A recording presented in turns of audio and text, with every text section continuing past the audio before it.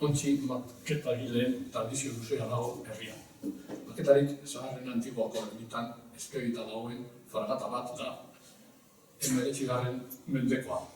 Jose Mauri eta Kaiserrek egin omen zuten, Elizarako botoak egiteko. Antiguoko ontzi hori, Fernando Iramategik zahar berritu zuen 50ko hamarkadan. Fernando Iramategiren fama zabaldua zen herritik kanpora, batez ere gutatiarren artean.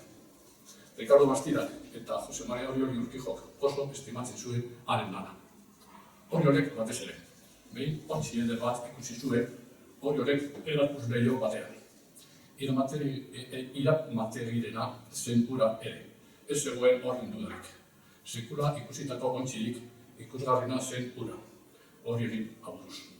Maizu lana, ikaragarria zen nola zeuden zainduta zehetasun guztiak. Iramategik bere artea haren gailurra jo zuen. Horrenbeste txinditu zuen belaontziak zen Oriol saltzeko eskatu baitzion artizuari, saltzeko favorez. Beretzat nahi zuela eta barkua, nahi beste diru emango ziur lan horregatik. Perdiz itxandon zenbat mila hortu sartu zituen ontsia egiten. Dena ordenduko zizkio, ondo, ordendu ere. Baina Iramategik ez.